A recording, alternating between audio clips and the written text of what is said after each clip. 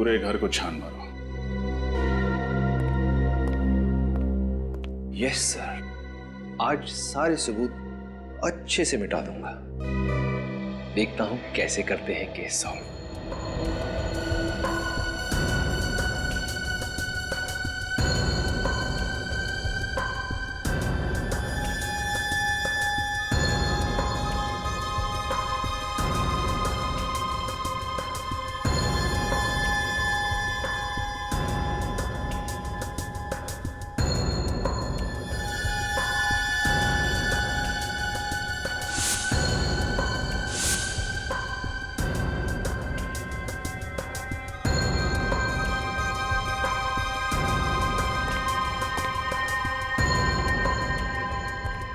क्या सर, ये सब क्या है? फोटोग्राफ्स। सर लगता है रश्मि घर से भागने से पहले ये फोटोग्राफ्स और ये कागजात जलाकर डस्टबिन में फेंक गई। लेकिन क्यों? रश्मि को इन चीजों से ऐसा क्या खतरा हो सकता था? एक सेकेंड, कुछ कागज के टुकड़े ऐसे भी हैं जो पूरी तरह जले नहीं हैं।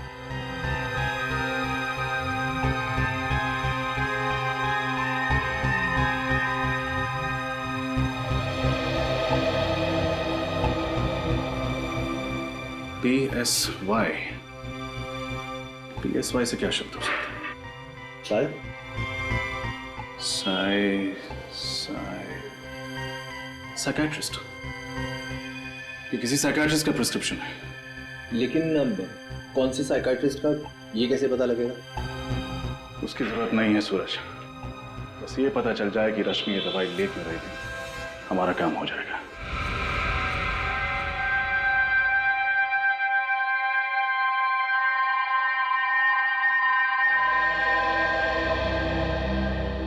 ये ड्रग तो स्प्लिट पर्सनालिटी डिसऑर्डर के पेशेंट्स को दी जाती है। Split personality disorder? जी हाँ, ये ऐसे पेशेंट्स होते हैं जिनमें दो पर्सनालिटीज होती है, एक जो अपनी खुद की होती है और दूसरी जो अपनी ओरिजिनल पर्सनालिटी से बिल्कुल अलग होती है। यूँ समझो कि एक ही शख्स के अंदर दो इंसान जी रहे हो सकता है कभी कभी दो से ज़्यादा भी इंसान जी रहे हो। डॉक्टर, जब ऐसे पेशेंट्स अपनी पर्सनालिटी बदलते हैं तो क्या करते हैं? ये कुछ भी कर सकते हैं, मगर जब वो अपनी ओरिजिनल पर्सनालिटी में वापस आते हैं तो उन्हें याद ही नहीं रहता कि उन्होंने किया क्या था। मतलब जब पेशेंट पर्सनालिटी ए में होता है तो उसे ये याद नहीं रहता कि पर्सनालिटी बी में उसने क्या किया था, और जब वो पर्सनालिटी बी में होता है तो उसे ये याद नहीं रहता कि पर्सनालिटी ए में उसने क्या किया था। एग्जैक्टली। सर, यानी जब रश्मि ने बकुल का खून किया तब वो रश्मि नहीं थी, कोई और शख्सियत थी। तभी तो जब हमने भी पूछा तो हमें कुछ बताया नहीं, एकदम नॉर्मल बिहेव कर रही थी, क्योंकि उसे याद ही नहीं होगा कि उसने बकुल का खून किया। लेकिन सर, डॉक्टर सालुंखे का कहना है कि बकुल को और उस नौकर को किसी आदमी ने मारा था। लेकिन सर, हमें ये बात भी तो अच्छे से पता है कि उस नौकर का खून एक औरत ने किया। अब ये कैसे पॉसिबल है? हो सकता है क्योंकि जब एक स्प्लिट पर्सनैलिटी डिसऑर्डर से पीड़ित औरत एक आदमी का रूप लेती है तो वो एक आदमी की तरह बिहेव करती है। मर्दाना चाल, मर्दाना आवाज, मर्दाना ताकत उसमें अपने आप आ जाता है। मतलब डॉक्टर सालुंखे सही कह रहे थे। एक और बात सर, अगर उस औरत ने एक बार खून किया है तो वो जरूर दोबारा हमला कर सकती है। इससे पहले कि रश्मि किसी और को अपना अगला शिकार बनाए, हमें उस तक पहुंचना होगा। श्रेया, एक काम करो, उसका मोबाइल ट्रैक करो और सारे बैंक को इन्फॉर्म कर दो। अगर ये रश्मि अपना क्रेडिट कार्ड स्वाइप करती है तो फौरन हमें खबर कर दें।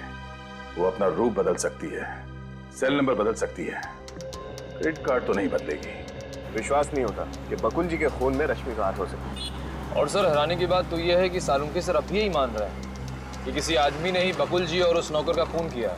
निखिल, उस साइकियाट्रिस्ट ने दया सर को बताया था कि स्प्लिट पर्सनालिटी के लोग, चाहे वो कोई औरत हो या बच्चा, अगर दूसरा रूप धारण करते हैं तो वो उसी की तरह बर्ताव करने लगते हैं। जैसे कोई स्प्लिट पर्सनालिटी का पेशेंट, कोई बच्चा या फिर औरत किसी आदमी का रूप धारण कर ले तो उसके अंदर आदमी जैसी ताकत आ जाती है। यानी जब रश्मि ने बकुल जी का खून किया, उसकी पर्सनैलिटी ने एक आदमी का रूप ले लिया और उसके नाजुक से शरीर में एक मर्द वाली ताकत आ गई। और जब अपने नॉर्मल रूप में आई, यानी कि रश्मि की पर्सनालिटी में आई, तो उसे ये भी नहीं याद था कि उसने आदमी बनकर बकुल जी का खून कर दिया। फिर तो रश्मि कभी भी अपना रूप बदल सकती, और अगर उसने ऐसा किया तो उसके आसपास वाले लोगों को जान का खतरा होगा। हाँ अमरीत, इसीलिए तो हम उस कपड़े की दुकान पे जा रहे हैं जहाँ रश्मि ने अपना कार्ड स्वाइप किया। शायद दुकानदार कुछ बता दे कि रश्मि अकेली आई थी या फिर किसी के साथ। एक्सक्यूज मी, कहिए सर, क्या दिखाऊं? वेस्टर्न या इंडियन? हमारे स्टोर में हर वैरायटीज के कपड़े मिलेंगे। हम यहाँ कुछ खरीदने नहीं आए हैं। तो फिर हम लोग सीआईडी से। सीआईडी? क्या बात है सर? एक औरत के बारे में कुछ पूछताछ करनी थी। सर कौन औरत? उनका नाम है रश्मि और ये उनका क्रेडिट कार्ड नंबर है। जरा चेक करके बताइए कि यहाँ से क्या खरीदने आई थी और किसके साथ आई थी। जी सर, एक मिनट। प्लीज।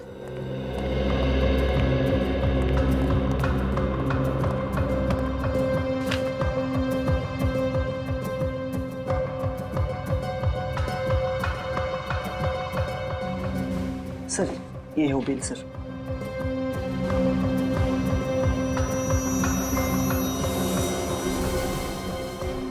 ये क्या? Gent shirt? रश्मि अपने लिए जेंट शर्ट क्यों खरीदेगी? कोई साथ में था क्या उसके? नहीं सर। सर हो सकता है रश्मि कोई नई चाल चलने वाली हो। पुनीत, ये भी तो हो सकता है कि उसे स्प्लिट पर्सनालिटी का दौरा पड़ा हो और उसने एक आदमी का रूप धारण कर लिया। हाँ सर, इसीलिए उसने ये जेंट शर्ट खरीदी। सर सर एक बात बोलूं? बोलो। सर वो लड़की थोड़ी खिसकी हुई थी सर। वो बोल कुछ रही थी और कर कुछ रही थी सर। सर उसे क्या चाहिए था मैं समझ ही नहीं पाया। तुमने उस लड़की का चेहरा तो देखा ना? हाँ सर, एकदम ठीक से। पहचान जाओगे? हाँ सर। ये है वो लड़की? नहीं सर, ये नहीं थी। ध्यान से देखो, यही होगी। नहीं सर, मैं ठीक बोल रहा हूँ सर, ये वो नहीं थी। उस लड़की का चेहरा सर मैं भूल ही नहीं सकता। इन तीनों में से कोई थी? नहीं सर, इन तीनों में से कोई नहीं थी। सर इसका मतलब खूनी कोई और अनजान औरत है। हो सकता है निखिल, इस आदमी को अपने साथ ले लो, उस औरत का स्केच बनवाते हैं।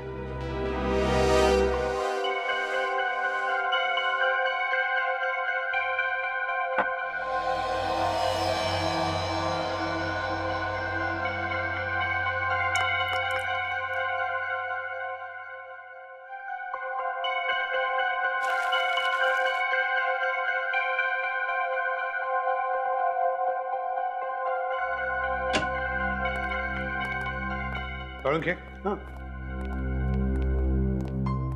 सॉरी। अरे यार, आज दिन किधर से उगा भाई? एसीपी प्रद्युमन और सालुके को सॉरी? यार गलती हो गई थी इसलिए सॉरी कह दिया, उसमें क्या हुआ? गलती? कैसी गलती? सालुंखे तो कह रहा था ना कि वो खून किसी मर्द ने किया है और हम कह रहे थे कि वो खून किसी औरत ने किया है। तो सही था सालुंखे। सही था ना? सही था ना? अरे सही कैसे नहीं होऊंगा बॉस? मेरा अंदाजा कभी गलत नहीं होता, बरसों का एक्सपीरियंस है आफ्टर ऑल। ओए, आधा सही था तू, आधा। आधा सही मतलब? सालुंखे, वो जो औरत है ना जिसने खून किया है, वो एक स्प्लिट पर्सनालिटी डिसऑर्डर की मरीज है। उसके ज़हन में, उसके शरीर में जब भी कोई मर्द घुसता है ना तो मर्दों वाला बर्ताव करती है। ओह आई सी, इंटरेस्टिंग। बट एनीवे, आधा सही तो हूं ना?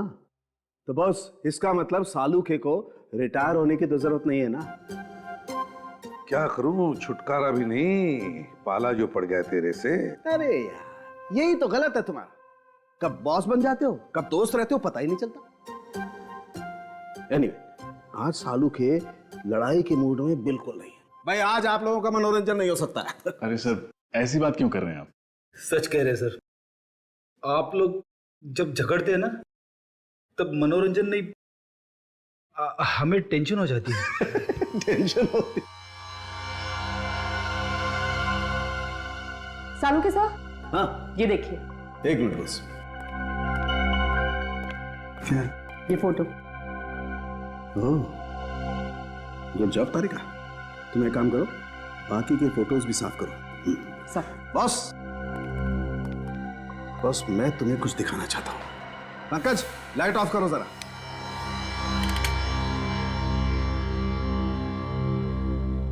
बॉस, हम जले हुए कागजों से तो कुछ पता चला नहीं। देखते हैं इस फोटो से क्या पता चलता है।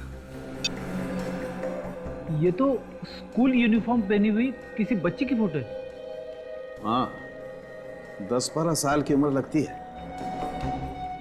और लगता है उस लड़की के साथ कोई लड़का भी खड़ा है।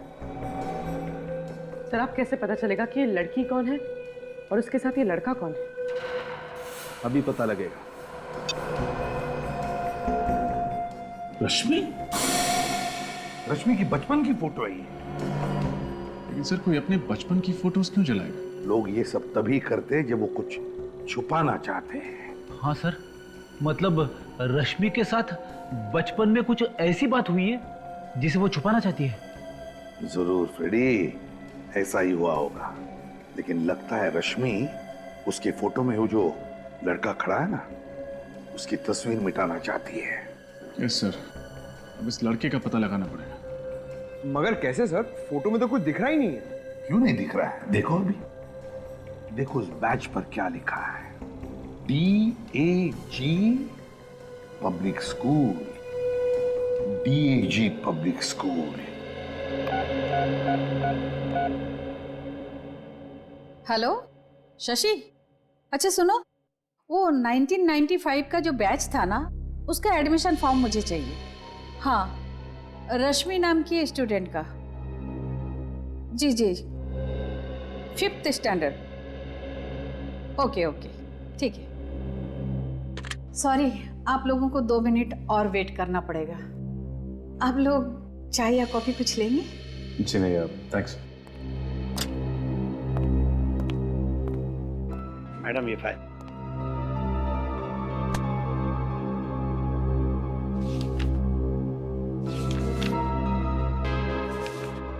ये रही फाइल, इसमें रश्मि की सारी डिटेल्स है।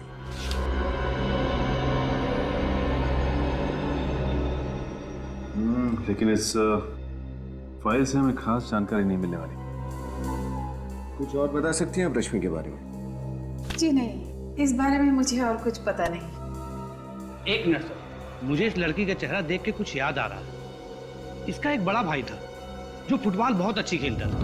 वो हमारे स्कूल की टीम में था। आपको पूरा यकीन है? जी सर। क्या नाम था उसका और कौन सी क्लास में पढ़ता था? सर नाम और क्लास तो याद नहीं है। हाँ सर, वो इससे 2-3 साल बड़ा था सर। 2-3 साल बड़ा था। ये 1995 की 7वीं और 8वीं क्लास की रिकॉर्ड फाइल लेके आइए प्लीज। वो होठ थोड़ा पतला होगा। सर ये रश्मि कहीं फेस बदल के तो नहीं गई थी गारमेंट शॉप में? इसी वजह से शॉपकीपर उसे पहचान नहीं पा रहा है। हो सकता है अभिजीत, बिल्कुल हो सकता है। हाँ पंकज। जी सर। ये नीता, निकिता और शिखा तीनों को बुलाया ब्यूरो में? जी सर, श्रेया उन्हें लेके आती होगी। गुड। स्केच रेडी है सर।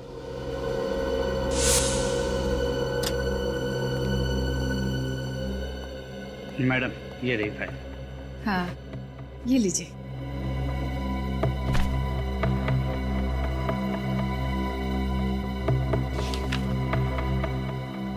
निखिल, रश्मि के घर से जो फोटोग्राफ्स मिली थी बोला ना? सॉरी।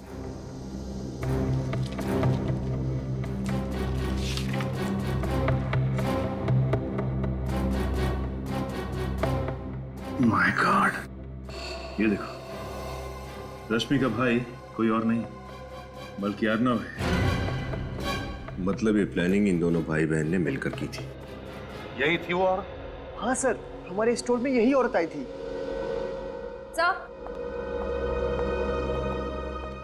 आइए आइए,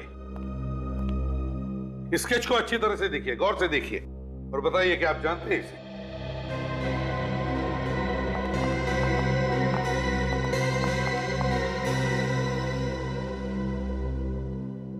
नहीं सर।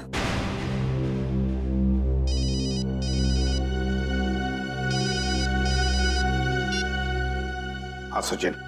सर ये अर्नव और रश्मि दोनों भाई बहन हैं। माय गॉड, तो ये बात है। और ये सारा का सारा खेल इन दोनों ने मिलकर खेला था। Good work.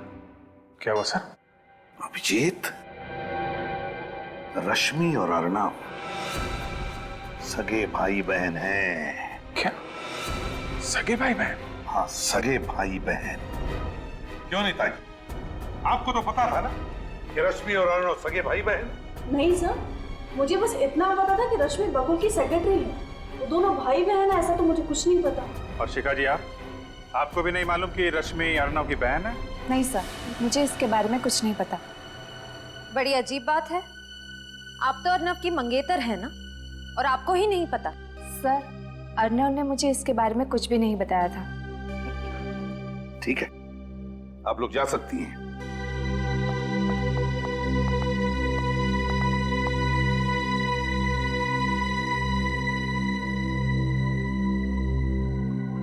अभिजीत,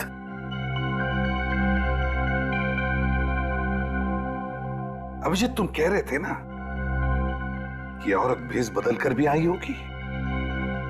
कुछ दिमाग में आ रहा है, कुछ दिमाग में आ रहा है। श्रेया, अर्णव की फोटोग्राफ कंप्यूटर में निकालो। सर, ये रहा अर्णव का चेहरा। अब श्रेया, अर्णव के इस चेहरे पर स्केच में जो जो है वो सब बनाओ। ये ऐसे बाल, ये कानों में बालियां और ये लिपस्टिक।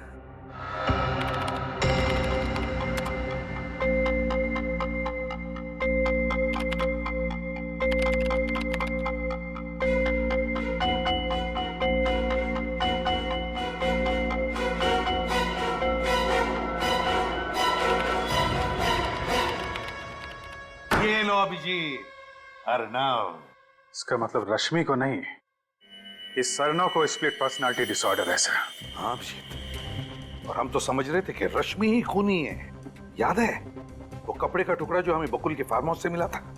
उस कपड़े के टुकड़े पर चमड़ी, स्किन के अंश मिले थे। वो चमड़ी जरूर इस अर्णव की ही है। सर, इसका मतलब कि अर्णव ने लड़की के कपड़े पहने और बकुल का मर्डर कर दिया? एग्जैक्टली। और सर, इस रोग की वजह से उसे पता भी नहीं होगा कि औरत बनकर वो कितने भयानक जुर्म कर रहा है। और ऐसे मरीज को खुलेआम घूमने देना मतलब खतरों से खेलना है।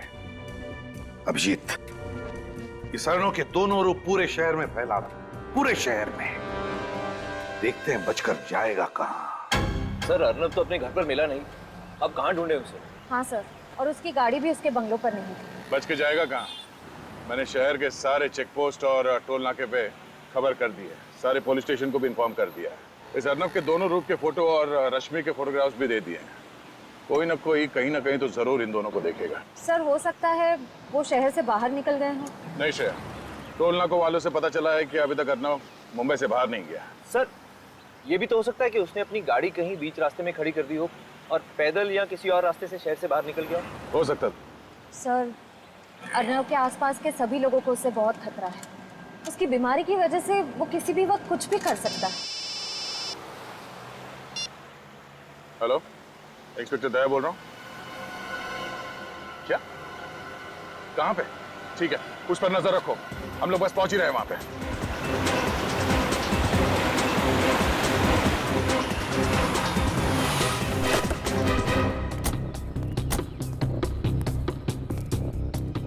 आपने फोन किया था ना? आप सीआईडी से? हाँ हाँ सर, मैंने फोन किया था। वो पोस्टर देखा था ना, वो खतरनाक आदमी का और वो औरत का भी। तो दोनों में से किसको देखा तुमने? साहब, वो पोस्टर वाली औरत को, सेम टू सेम वही औरत थी। कहाँ देखा तुमने उस औरत? इधर दुकान पर आई थी चिप्स लेने के लिए। कब आई थी? अभी थोड़ी देर पहले, तभी तो फोन किया मैं सबको। किस तरह गई वो औरत? वो गाड़ी लेके आई थी? नहीं साहब, वो चलते चलते उस गली से आई, चिप्स लिया और वापस उसी गली में चली गई। चलते चलते इस गली में गई? पक्का यकीन है कि वो इसी गली में गायब हुई? एकदम पक्का साहब, चेहरा इतना अजीब था, भूल कैसे सकता हूँ। सर, उसी गली में तो बकुल का फार्म हाउस भी है। बकुल का farm house? Oh no, let's गो।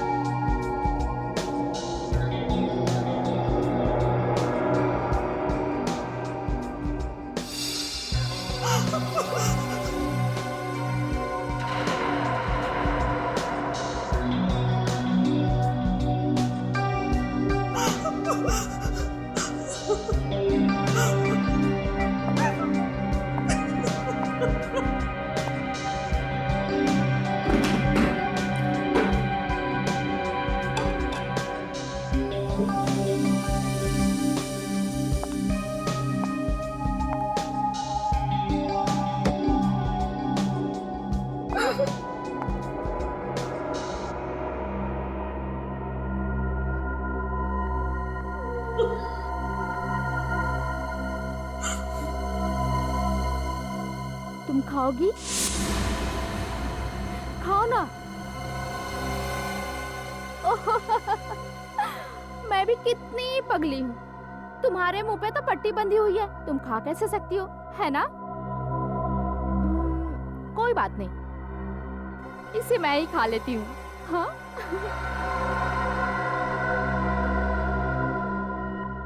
लेकिन तुम्हारी आंखें तो खुली है ना, तुम तो मुझे देख सकती हो, आंखों पे पट्टी नहीं है,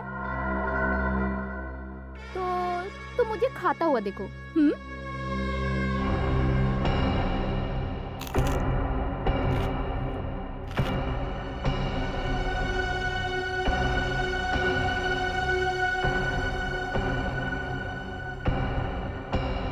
तो क्या नाम बताया तूने अपना?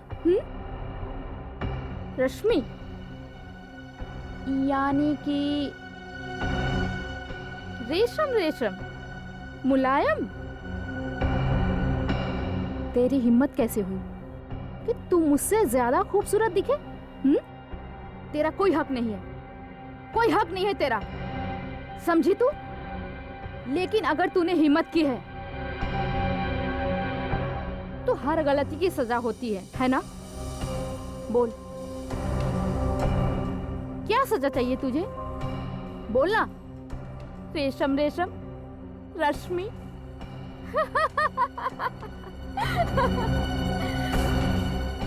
क्या हुआ? दर्द हो रहा है?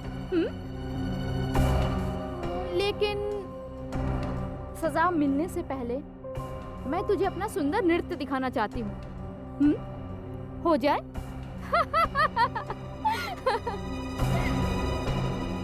पहले मजा, फिर सजा।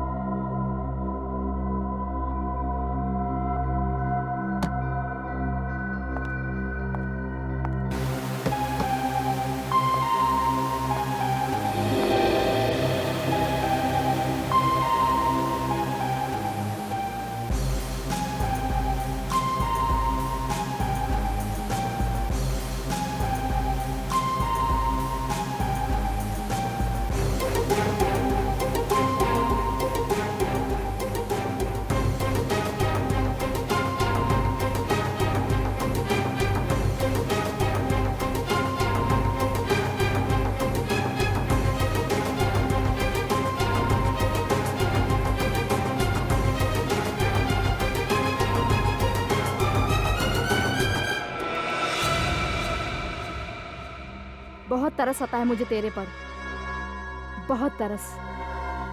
पर मैंने अपने आप को समझा लिया है कि दया माया छोड़ दूं और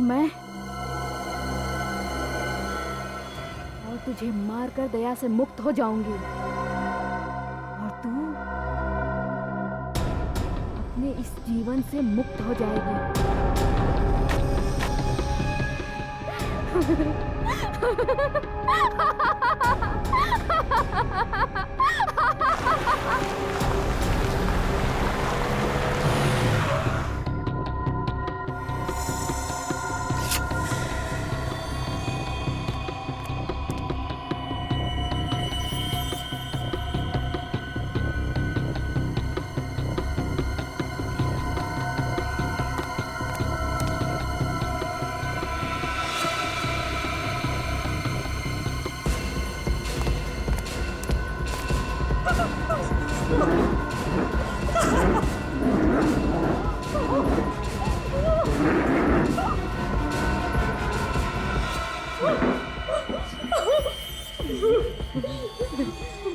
अलविदा, अलविदा।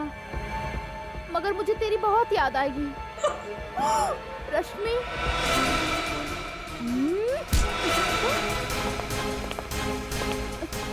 कौन हो तुम?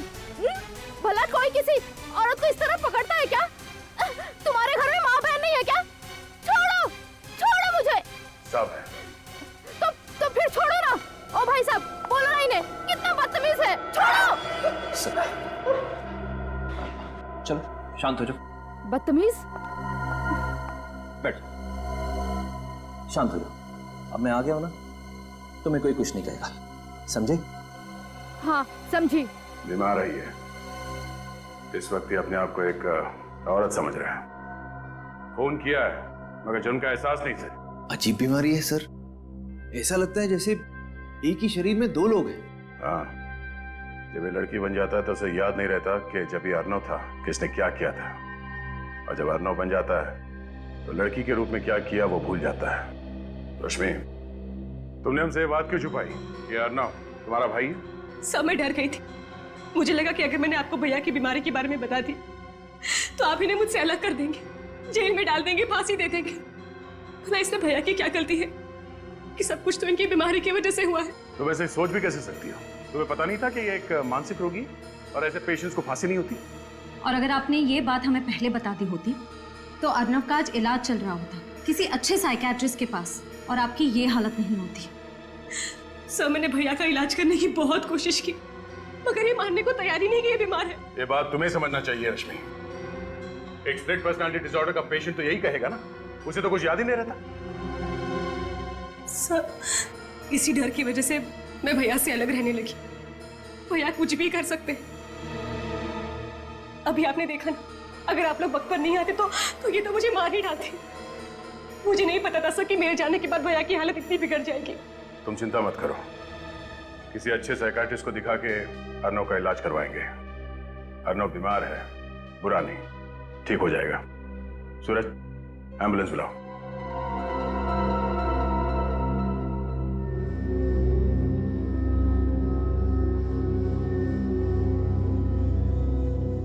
Finger on your lips. मेरी क्लास में तुम लोग ज्यादा बात मत किया करो, और मैं जो सिखा रही हूँ उसे ध्यान से देखो, समझो, वरना एग्जाम कैसे पास करोगे तुम लोग? हाँ, A2 + B2 इज। कमरे में कोई भी नहीं, मगर उसे लग रहा है कि कमरे में बहुत सारे स्टूडेंट्स हैं और वो गड़बड़ कर रहे हैं। अर्नव की तबीयत बिगड़ती जा रही है। देखिए, फिलहाल वो खुद को एक औरत यानी प्रोफेसर पायल समझ रहा है। डॉक्टर साहब, मुझे पता है इस बीमारी को ठीक करना बहुत मुश्किल है, लेकिन वक्त चाहे जितना भी लगे आप अर्नव को ठीक करने की कोशिश कीजिए। और एक रिक्वेस्ट है, अर्नव को एक अलग से कमरे में रखिएगा।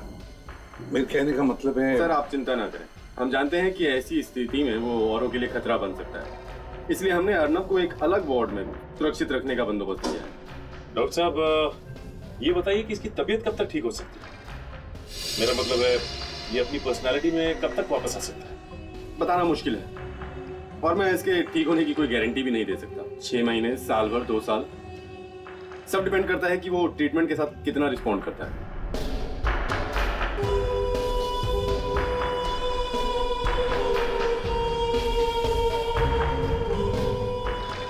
ठीक है डॉक्टर साहब, अब हम चलते हैं।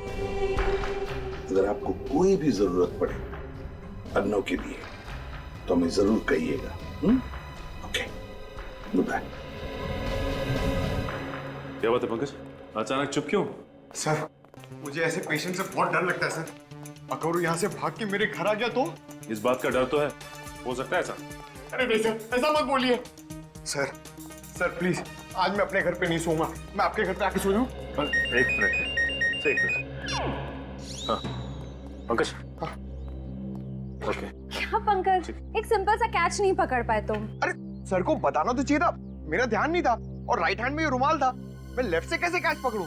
मैं राइट ही हूँ। फिलहाल वो खुद को एक औरत यानी कि प्रोफेसर पायल समझ रहा है।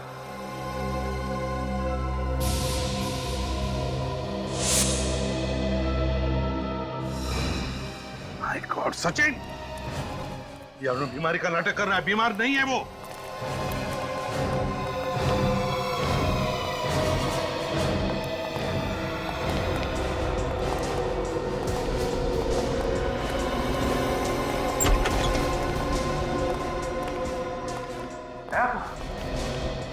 कहां गायब हो गया है?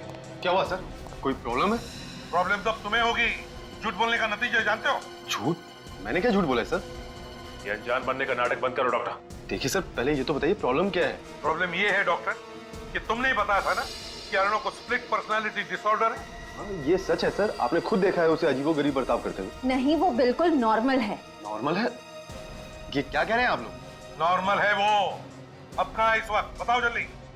सर उसे सेशन रूम में लेके गए। चलो ले चलो हमें। चलिए सर। अगर तुम प्रोफेसर की बात नहीं मानोगे ना तो प्रोफेसर तुम्हें पनिशमेंट देंगी, समझे? सॉरी। अर्णव,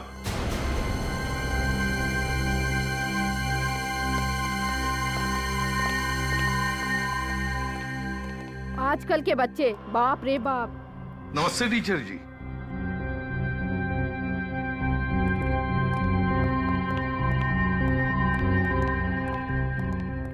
नमस्ते। क्या आपका बच्चा हमारे यहाँ स्टूडेंट है? जी नहीं, मैं इसे भी प्रद्युमन, ये है इंस्पेक्टर सचिन, श्रेया और पंकज, हम लोग सीआईडी से हैं। सीआईडी? जी हाँ, सीआईडी। वैसे आपका नाम क्या है टीचर जी? पायल। पायल। पायल, पायल तुम्हें पता है हम यहाँ किस लिए आए? हाँ, मुझे पता है आप लोग यहाँ क्यों आए हैं। तब तो तुम ये भी जानती होगी कि तुमने क्या क्या किया है। हाँ हाँ, मैंने ही बकुल को मारा है, मैंने उसका खून किया है। सब याद है। लेकिन सर एक बात समझ में नहीं आ रही कि अगर खून इन्होंने किया है तो बकुल के खून का इल्जाम अर्णव ने अपने सर पे क्यों ले लिया? हाँ, क्यों किया अर्णव ने ऐसा? हाँ? अर्णव? ये अर्णव कौन है? मैं अर्णव को नहीं जानती हूँ। ये सब छोड़िए पायल जी, ये बताइए कि बकुल का खून कैसे किया आपने? चाकू मारकर। और जब चाकू मारा तब बकुल कहाँ था? उसके फार्म हाउस पे। तो उसके फार्म हाउस पर तुम गई कैसे? पीछे के दरवाजे से। तो फार्म हाउस पर पहुंची कैसे? इतने दूर है वो फार्म हाउस? गाड़ी से। गाड़ी का कलर? Red, black. तो फार्म हाउस के अंदर जाते ही तुमने बकुल पर वार कर दिया? नहीं, मैं वार करने वाली ही थी, लेकिन मुझे जब पता चला कि जिस आदमी को मैं मारने जा रही हूँ वो बकुल नहीं है, दरअसल कोई और आदमी है, तो मुझे टेंशन आ गया और मैंने बस यही सोचा कि उस आदमी को बेहोश कर दूं। कैसे बेहोश किया? डंडा मार के। तुम जानती थी उस अनजान आदमी को? नहीं, मैं उस आदमी का चेहरा नहीं देख पाई। कैसे देख पाती, अंधेरा जो था। और खून करने के बाद क्या किया तुमने? मैं खिड़की से भागी और बंगलों के पीछे सुनसान घर की छत पे वो कपड़ों से भरा बैग फेंक दिया मैंने। मतलब अपनी गाड़ी में नहीं गई तुम? नहीं। फिर तो आपकी गाड़ी वहीं पे खड़ी होनी चाहिए थी।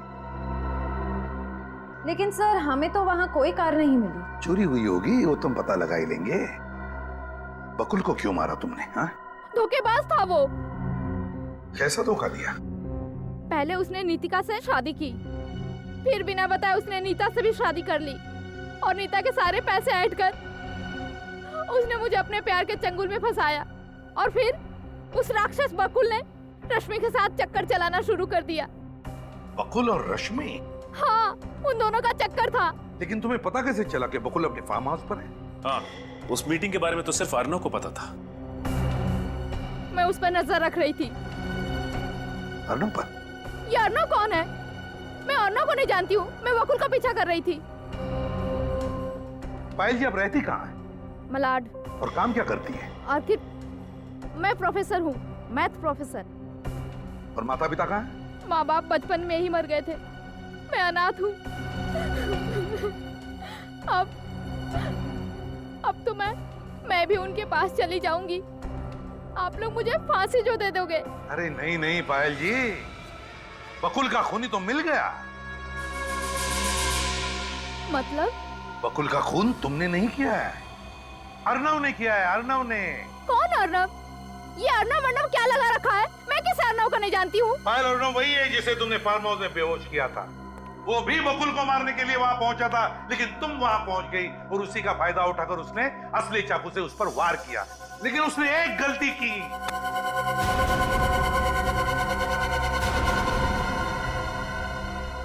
एक गलती की। कैसी गलती? वही गलती जो अभी तुमने की। पायल उल्टे हाथ का इस्तेमाल करती है, लेफ्टी है वो। और अर्णव राइट हैंडेड है, राइट हैंडेड, दाहिने हाथ का इस्तेमाल करता है वो। और इस वक्त तुम पायल, राइट? और उस हिसाब से तुम्हारी सारी हरकतें पायल जैसी होनी चाहिए। अर्नव जैसे ही।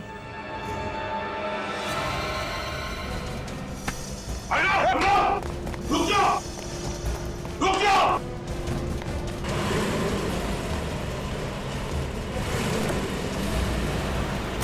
रुक जाओ!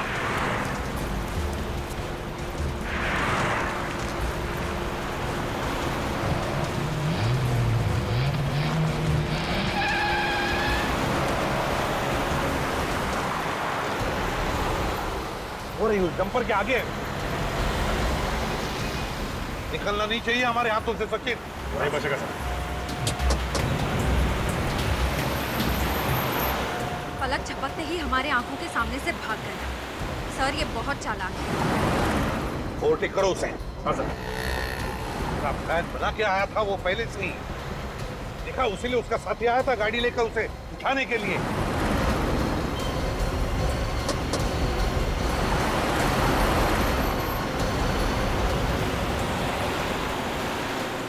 सीआईडी की गाड़ी पास में आ गई है। फटाफट भगाओ। अरे ये लोग ये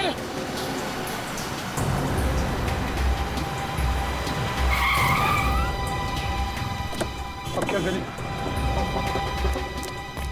मारो! चल। चल।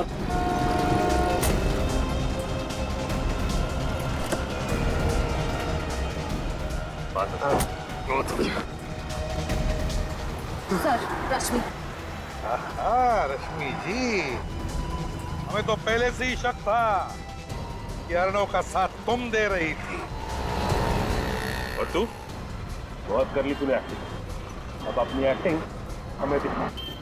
अर्णव, अपने स्प्लिट पर्सनालिटी डिसऑर्डर की एक्टिंग से तुमने साइकियाट्रिस्ट को भी फंसा दिया। वाह, कहां से सीखी तुमने ये एक्टिंग? कितनी भी एक्टिंग कर लो, लेकिन तुम भूल गए कि हर नाटक पे पर्दा गिरता ही गिरता है। तो फिर बताओ, कहां से शुरू करोगे अपनी कहानी? हाँ, ये सच है कि मैंने स्प्लिट पर्सनालिटी डिसऑर्डर के पेशेंट होने का नाटक किया और बकुल का खून किया। लेकिन बकुल का खून क्यों किया? वो तो तुम्हारा अच्छा दोस्त था ना? नहीं, अच्छा दोस्त नहीं था वो मेरा, बल्कि वो अच्छा इंसान नहीं था, हैवान था वो, हैवान। क्यों? ऐसा क्या किया था बकुल ने? उसने मेरी बहन की जिंदगी बर्बाद कर दी। रश्मि की जिंदगी बर्बाद कर दी? कैसे? बहरूपिया था वो, मक्कार था वो, धोखेबाज था, भोली भाली लड़कियों को अपने जाल में फंसाता था, शादी करता था मुझसे उनकी प्रॉपर्टी के लिए। पहले से 2 शादी कर चुका था और मेरी बहन की जिंदगी बर्बाद करना चाहता था फिर से। ये सच है सर, बकुल से मुझे प्यार था, लेकिन मैं उसकी शादीशुदा जिंदगी से बिल्कुल अनजान हूँ। उसने पहला फुसलाकर मेरी सारी प्रॉपर्टी अपने नाम पर करवा दी और मैंने उसे मना तक नहीं किया, ये सोचकर कि वो तो मुझसे शादी करने ही वाला था। फिर एक दिन मुझे सच पता चला कि वो तो पहले से ही शादीशुदा है और उसकी एक नहीं बल्कि 2 पत्नियां हैं, नितिका और दूसरी नीता। मैं उससे मिला, उसे समझाने की कोशिश की मैंने उसे कहा कि अगर तू मेरी बहन से प्यार करता है तो अपनी बीवी को तलाक दे दे और रश्मि से शादी कर ले। लेकिन उसने ऐसा नहीं किया। हाँ। फिर हम दोनों ने मिलकर उस राक्षस को खत्म करने का प्लान बनाया। अर्णव ने बकुल को झगड़ा खत्म करने के बहाने फार्म हाउस पर बुलाया और उसका कत्ल कर दिया। बदले की आग में तुमने ना सिर्फ बकुल का बल्कि उस नौकर का भी कत्ल कर दिया। तुम दोनों ने ये जुर्म किया है, अब सजा भी तुम दोनों को होगी, शायद फांसी।